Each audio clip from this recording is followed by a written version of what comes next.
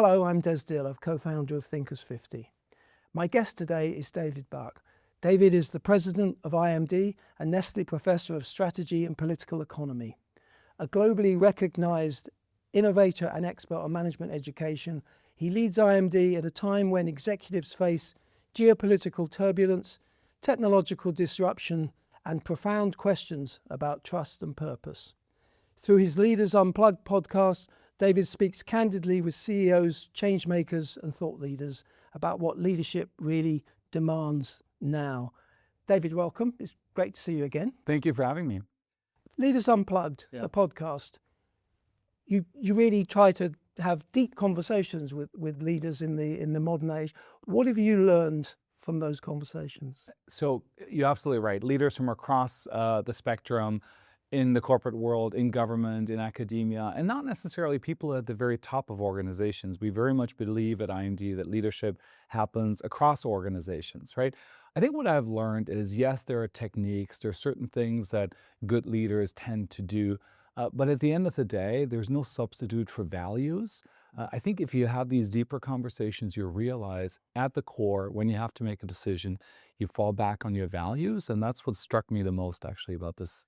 And that sense of, the North Star, as it were, Pole Star, that helps people navigate through especially the sort of turbulent times that we're seeing at the moment. I think so, because, there are often no answers, right? There is no playbook that you can fall back on. The uncertainty, the volatility is built in. And so what is it that you rely on in the end? It's the values of your organizations, the values of your profession, and at the end of the day, your personal values. And they're very much conversations. I mean, they're not lectures, Correct. They're not seminars. And then obviously that's deliberate, and presumably you get a more kind of human response from people. Yeah, and it's something that I think I have experienced since taking over IMD. You can have all the credentials, you can be well prepared, you can have your strategy document, but leadership is interpersonal, right?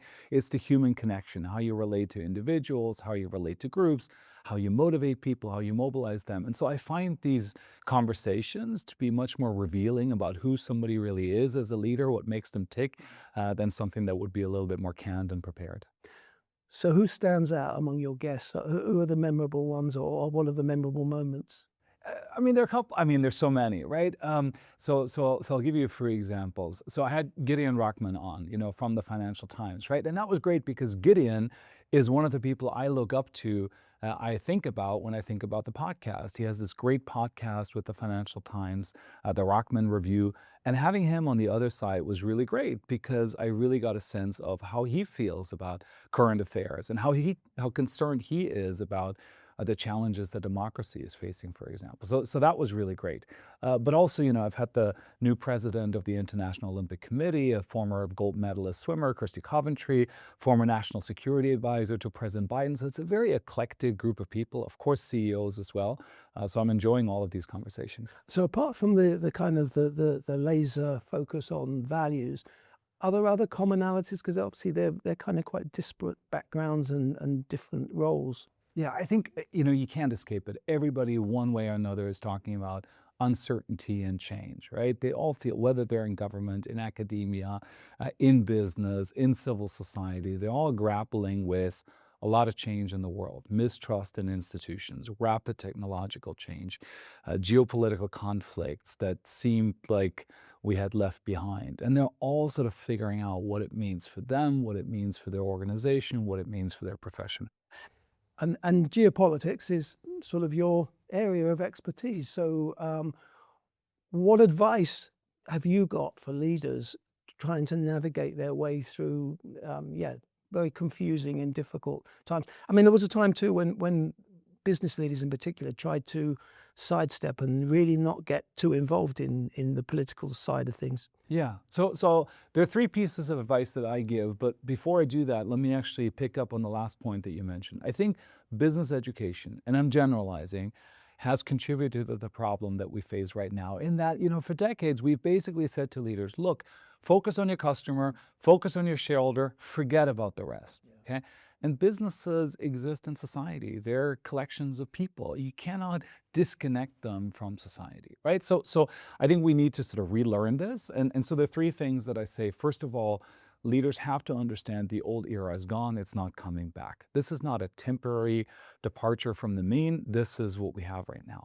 Number two, everybody is dealing with the same set of challenges, right? So there's no point going into a fetal position and sort of being, sad and upset about how hard it is. Everybody's dealing with the same thing. And the third, you can learn this. You can get good at navigating this environment. In fact, the folks who led organizations in the 50s, 60s, and 70s, people who have been growing up in emerging markets, they're all very familiar with volatility, with weak institutions. And so it's really this group of Western leaders who've had the good fortune of developing their careers in relative stability who are struggling with this. So we're not going back. Everybody is dealing with this, and you can learn how to manage it and get better at it. When I first met you, which was at least a decade ago, let's leave it at that. But we you're look the same, both of us. Yeah, Yeah. as we did then. Yeah. Yeah, I'm sure. Yeah. Completely untouched by time. But your kind of area of expertise and research at that time was very much non-market strategies, which seemed it was a coming topic. But I mean, it's very much sort of landed.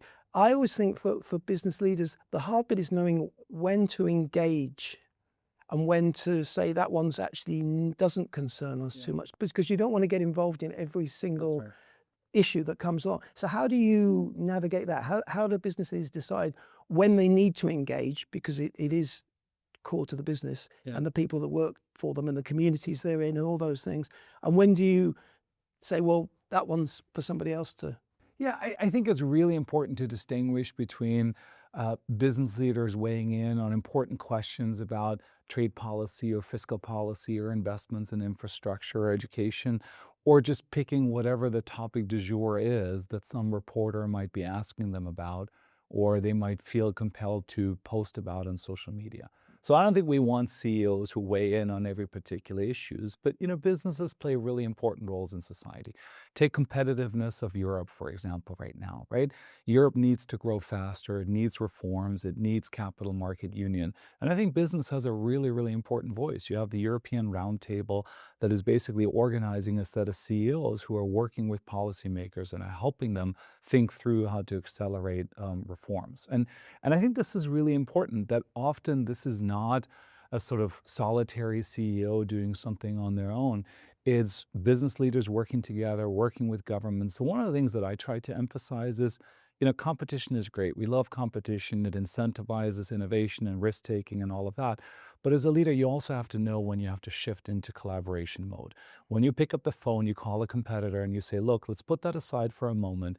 We have a shared interest here in moving an agenda forward, right? Making sure that we deliver more value for society, for stakeholders. And so that ability to shift in and out of competition and collaboration, I think, is going to be really important. We have at the Thinkers 50 London Summit this year, we have Paul Polman as one of the speakers, former CEO of course. Exactly. Yeah. And in the book that he wrote with Andrew Winston, Net Positive, they talk about the fact that most organizations, like you can't solve the world's problems in isolation. You really do need to collaborate. So collaboration is kind of in business terms, after decades of being told compete, it's a change of gear, I think, for a lot of organizations. Yeah. And it's difficult because it doesn't come as naturally to people, dare I say it, people who are trained in MBA programs. 100%. I mean, that's why I do think we have part of the responsibility as an industry for this. And again, I would say that people who build businesses in a previous era, people who work in emerging markets, they get this. I remember I was in Nigeria, a few years ago, and I met a young entrepreneur at an event, and he was describing the business that he was building. And I said to him, so is that a traditional venture or is that more of a social entrepreneurship project? And he looked at me and he said, David, in Africa, all entrepreneurship is social entrepreneurship, right? So some of these are Western categories that we have created. Leaders elsewhere understand that their job isn't just to think about the customer, they're part of society. And so we're rediscovering some of that. And I think Paul deserves a lot of credit for doing that at Unilever, but also, of course, he chaired the World Business Council for Sustainable Development, a group of 170 or 200 CEOs that recognize that when it comes to sustainability and the planet, there's so much that we can and must do together. you put your hand up and said that the business schools and business education has to take some responsibility for some of the things that perhaps need to change. I mean, this feels like a time when business schools have a need to really demonstrate that they're still relevant. Now, we're sitting here at IMD. I've known IMD for many years, and it's the school has always had a reputation for being an innovator in business education. Your personal brand is kind of built around being an innovator in business education. So what are the kind of innovations that are needed and that you're putting in place at IMD? Yeah, so I mean, we were very quick to embrace technology, particularly AI, using AI to make learning more personalized and more interactive.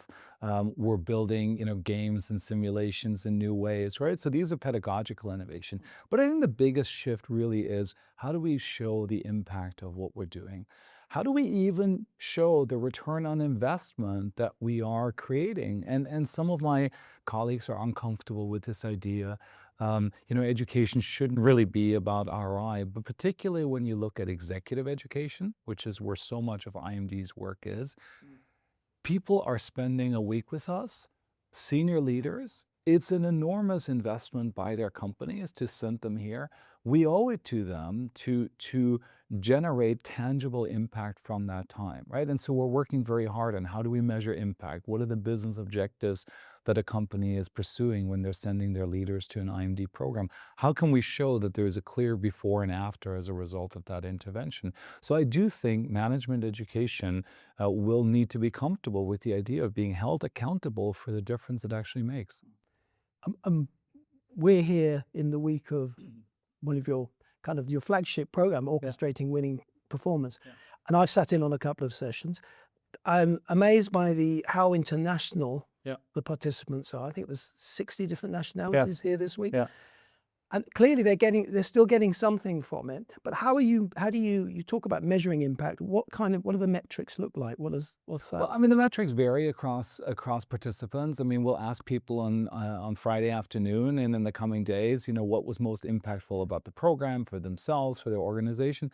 But we'll go back to them in 4 months' time and we'll ask them, what still sticks? How is it transforming you? What challenges did you encounter? And we'll ask them a year from now, again, what the impact of the program has been. And so we use some of that information then to fine tune. We get that information for every single session that people attended.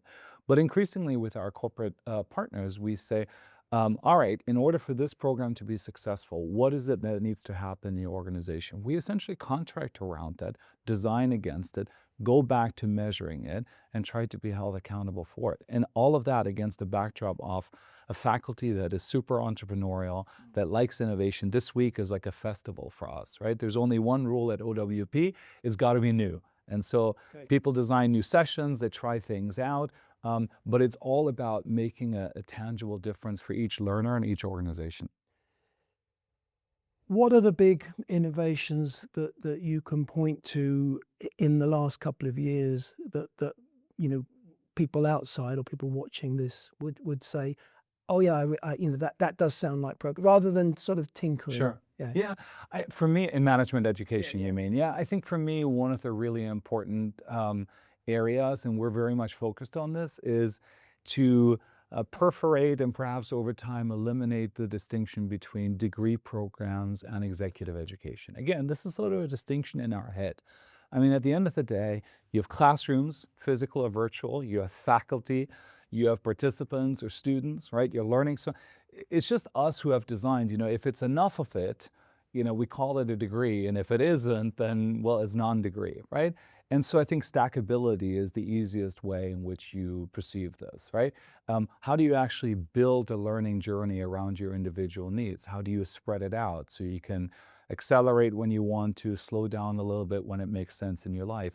Once you start talking about stackable certificates, where the building blocks are non-degree programs, but they stack up into a degree, then you start thinking about, do they all have to come from the same school, right? You and I grew up in a world where, we bought music on compact discs and, we got 15 songs from the same artist, whether we wanted to or not, right?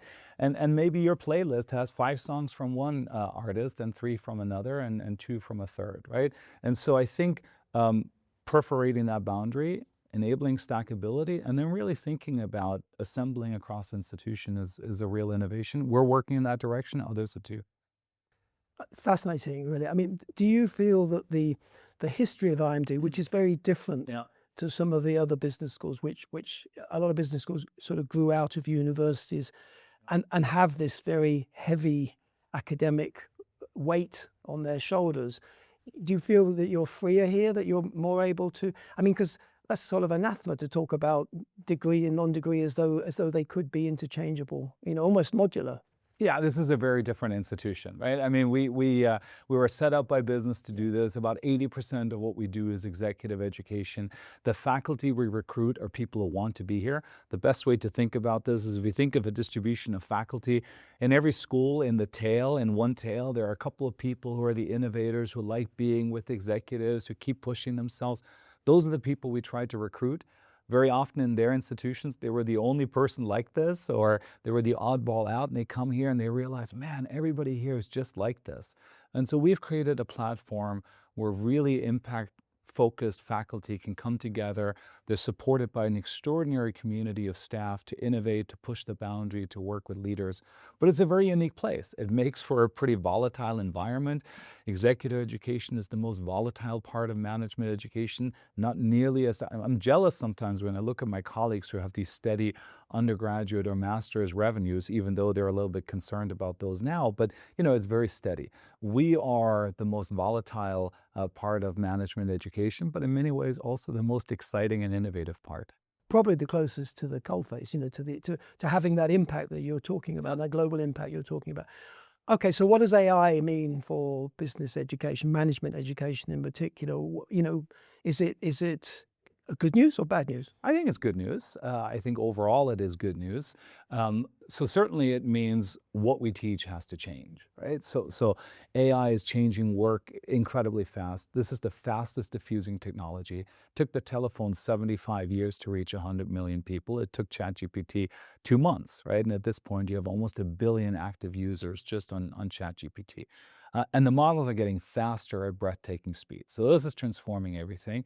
And so because it's transforming work, we need to prepare leaders for it. We're working with board members and what that means for them and how they can guide AI investments. We're working with senior executives where it's not so much about how to use technology, but how do you create the environment for people to experiment and then to scale. And we're working with organizations developing skills at scale. So that's the sort of the what. I'm really excited about the how. And if you think about it, the magic of a place like IMD is that in our fairly small physical settings, we can create interactive, personalized learning. And that's the most impactful learning. And when you scale up, you either lose the interactivity, you just get one-directional video, or you sort of lose the personalization, and sometimes you lose both. What AI enables is to actually do interactive, personalized learning at scale. So we're sharing some videos with participants, and you can use AI to actually then apply it to your setting, get feedback on it, and so on. So we're at the beginning of this, but we're really excited about what it can do. This personalization thing, we business schools have been talking about forgive me, but for a long time. Yeah. But it seems like the technology might finally have caught up. Yeah. It might actually be feasible. We're big champions and promoters of the work of C.K. Prahalad, the management thinker. And of course, he talked about co-creation and he talked about N=1, to the personalization to the individual. Do you realistically think, I mean, my question is, to what extent is it still just talk, and to what extent is it a realizable, touchable, 2 years from now, 5 years from now? Right now already. So I'll give you the example. We're here at Orchestrating Winning Performance. About half of our sessions, we basically record the session that takes place. We generate a transcript, we strip out the personally identifiable information, and then we make it accessible via an AI tool to all of the participants. So if 15 minutes or an hour or 2 days after the session, you're like, what was that framework again that this professor talked about? Or what was the example from the pharmaceutical industry that they used? They can chat with the class, right? Now, here's the cool thing. If the example that was used was about pharma, but you're working in telecoms, you could say, how would that apply to me? right? And it will tell you, give you some ideas and recommend some readings, some of them from IMD, some of them from others, based on that. And if you want to do that in French or in Albanian or in Japanese, you can, right? So it's a way of deepening, lengthening, personalizing the interaction with an in-person learning experience taking place here, enabled by AI. Okay. Final question. In November, we're celebrating 25 years of Thinkers 50, and we've got our new Leaders 50 list. Yeah. So for the first time, what we're trying to do with the London Summit and Awards Gala is bring together not just the world's great management thinkers, but also the most inspiring business leaders. So there's going to be 700 people in the room, of which a large proportion will be practicing business leaders. Yeah. What's your kind of advice to those people? What should they be thinking about at this point in history? What are the big concerns, and what can they do when they walk out of that room? Because we're also all about impact. Yeah. So our mantra now is thinkers plus doers equals impact. Yes, and the doers absolutely. haven't always been in the room, but they're very much going to be in the room this time. So what's the advice to the doers? I think leaders really have to role model behavior. And there's a lot of pressure on them. In a world of uncertainty and change, there's a lot of pressure for them to say, look, this is how the world is going to be, and that's how we're going to organize ourselves around it. And of course, we don't know what the world is going to look like, right? The UK is about to have its 7th prime minister in 10 years. Let's, hope this one lasts a little bit longer, but, the volatility is built in at this point. And so leaders who pretend they know all the answers are not sincere. And so we need leaders who say, look, I don't have all the answers. We don't have all the answers, but here's what we're going to do. Here's what we can rely on. These are our values. These are our capabilities. These are the relationships that we have with our clients that are going to take us forward, right? So how do you give sense and meaning and direction to folks in a volatile world? And I do think part of that is going to be to admit that there's certain things that we just don't know, and it's okay. David Bach, thank you very much. Thank you.